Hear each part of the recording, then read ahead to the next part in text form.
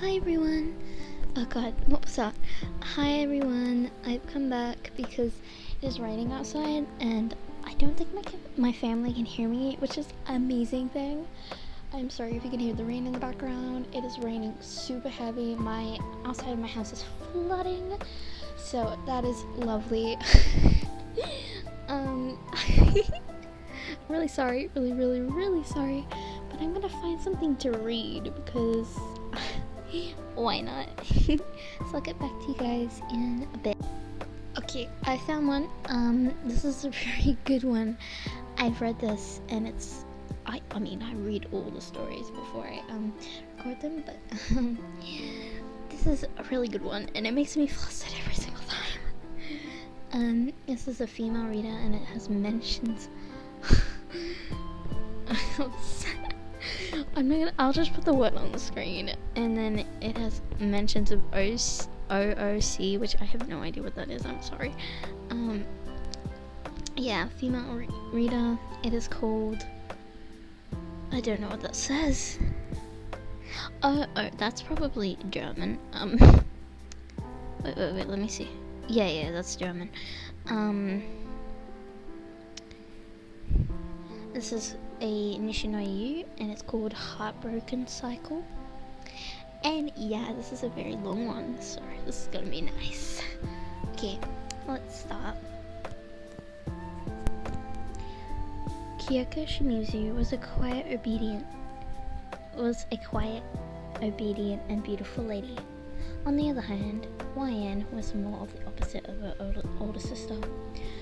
A recorder with an endless discs to insert, never running out of topics to talk about.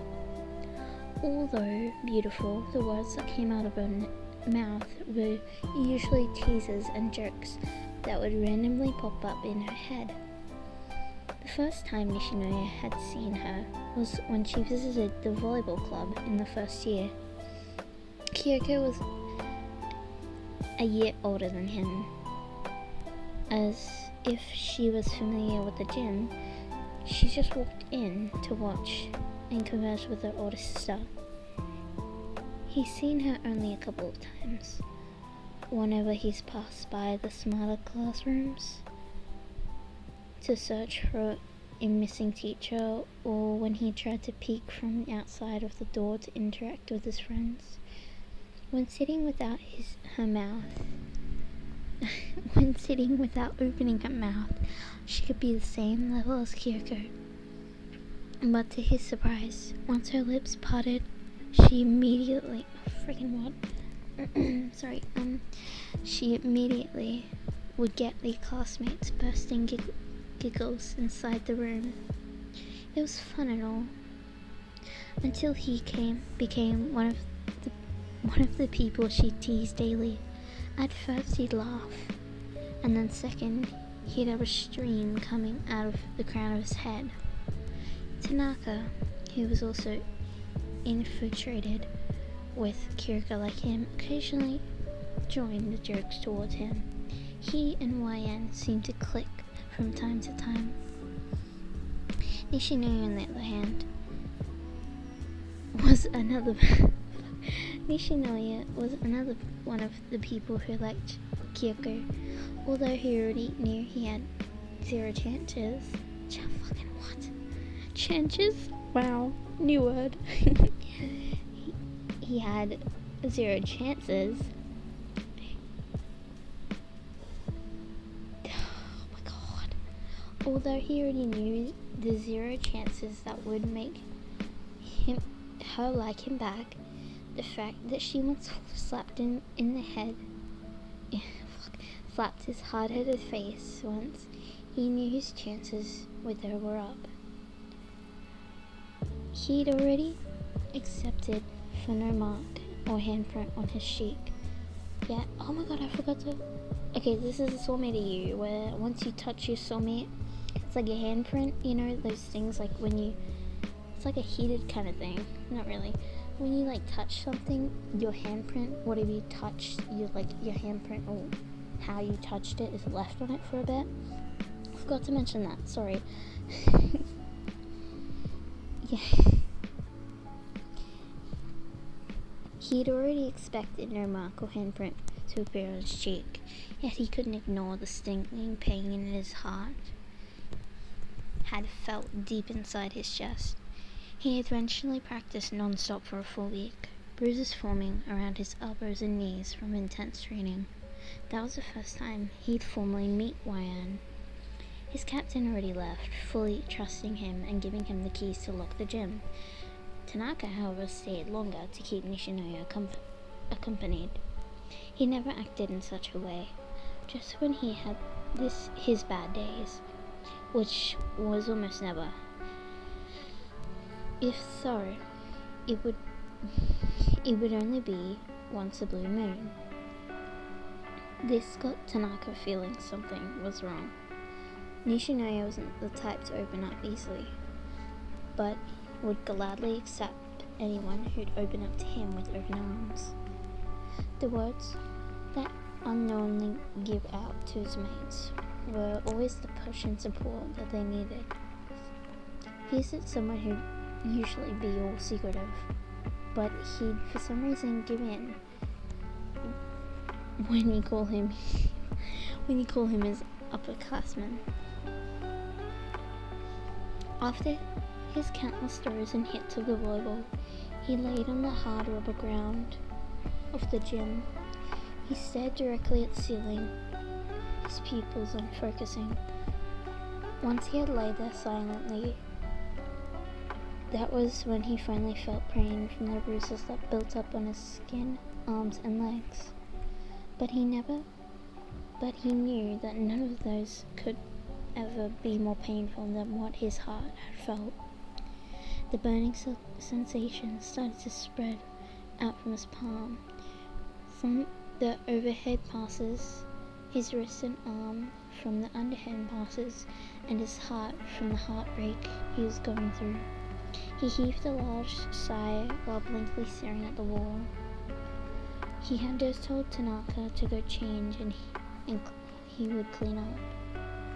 He, of course, rejected this, but because of Nishinoya's persistence, Tanaka took the clue and left him alone for a while. I can't tell if those are bruises or you're just very active in bed. Or if you're just very active in bed. He quickly sat up to turn his head towards the voice that he had just spoken. At the first glance, he saw Kyoko walking in front of him from the entrance. But when he took another glance, it was just Yan Shimizu. Yan, right? Was what he could only reply. She gave a curt nod towards the boy who was still sitting on the ground. It took a moment for him to realize her statement towards him as he crept up to his neck. Don't be ridiculous. Just trained a bit too much today. He hasn't till he muttered out as she looked at him weirdly before approaching him. Lying, I see. He averts his gaze towards the girl, feeling a tad exposed to her. She's seen him train hard for the past week. Out of nowhere, decided to lie only about training hard for a day. Fine. Her lips part to speak, a hint of mischief in her voice. So you really are active in bed? She laughed out loud as Nishinoya couldn't help but stand up. No, that's not what I meant. Her hands made its way to her face to wipe away the tears that were building in the corner of her eye. Yes, you've been training hard for the past week. Nishinoya could only cross his arms, feeling embarrassed by the event. She walked up to him until they were a meter apart. How about I help you get some ice on those? She pointed at his blue-yellow bruises and led the way as he only stared at her. She walked for a while, but halted when she could only hear her own footsteps echoing in the hall. Are you coming or not? She turned to him, and eventually he did end up following her. A month has passed since he got his heart broken unintentionally. Yet, here he was again, with his non-stop extreme training for 1 week. Tanaka had sensed his mood ever since the week had started and proceeded to accompany Nishinoya during his late practices. But this Friday was a special day. This Friday was a special day for Tanaka and his family, so naturally he couldn't accompany Nishinoya. So he laid on the hardwood floor of the gym again. He had just got heartbroken by the same girl in the span of a month. He didn't know if he was the only one who saw it, but he was sure of what he saw. He was certain that when Tanaka had accidentally brushed his arm against Kiriko's arm, a faint mark of colour remained until Nishinoya watched it fade after a while. The girl he had liked for 2 years, and his pal for 2 years, were soulmates. The happiness he should feel for his best friend was hard to conjure up. By now, if he's told them about being soulmates, he would see both of them together while his heart was in the process of healing. How selfish was he exactly?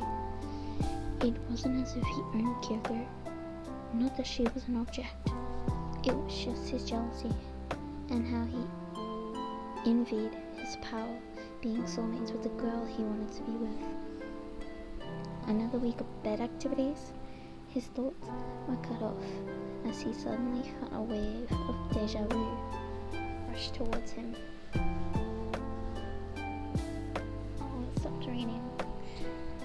No, just practicing really late. He gave a short reply as he could feel the vibrations of footsteps getting nearer. Wayan's face came in view. "Should I lay with you then?" she asked, peeking at Nishinoya from above. As she had both of her hands behind her back, but before he could even give his response, she already made her way to lay beside him on the ground. Only silence passed by. After a minute, then another minute, and another minute, nobody spoke a single word. "Should I help you get some ice cream?" Ice on those? Not ice cream, what the hell? "Should I help you get some ice on those?" was the only thing that echoed in the hall. Sure. His short reply towards her made her stand up. Mirroring her actions, he got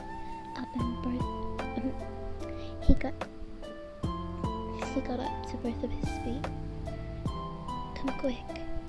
She grabbed his elbow that had full of bruises and pulled him towards the direction of the benches, her lips curling forward secretly. She let go once they reached their destination. "Sit right here and be a good boy. I'll go fetch some ice." He stared blankly towards her, disappearing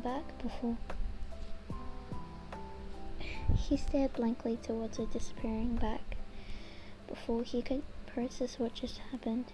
His eyes widened, recalling about the skin contact they had just done. He twisted his arm to check if there were any weird marks or colours. But all he could see were the bruises formed on his entire elbow. For him, it felt like he had an urge to train non-stop for a month. Before he could piece his thoughts, she had come back with a pack of ice bags. With a gentle placement of the ice packs on his bruises, the breath he was holding had turned into a heavy sigh as he closed both of his eyes. "You look like you're getting..."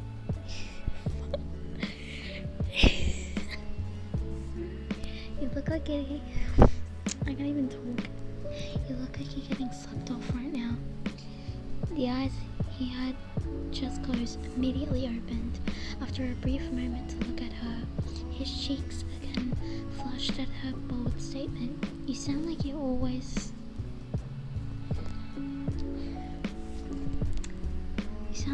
horny." "Maybe I do want some dick." She shrugged, and a red hue grew from his cheeks. He could never get around her teasing. Whenever he did try it always somehow backfired. How come he'd always forget his problems whenever he was with Ryan?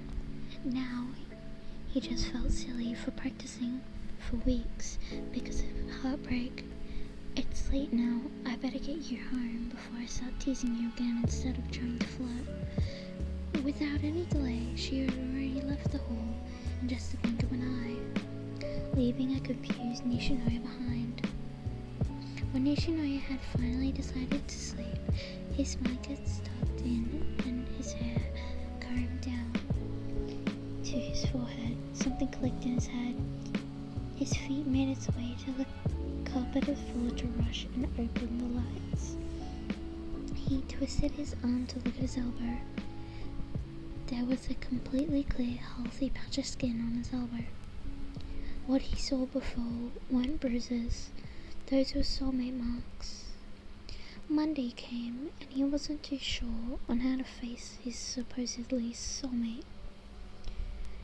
The only way he could get his attention was his late practices, so here he was, laying on the hard rubber ground of the gym again, waiting for a voice from a specific person. The captain had just left, along with the other members. Nishinoya-kun? His head turned to the voice.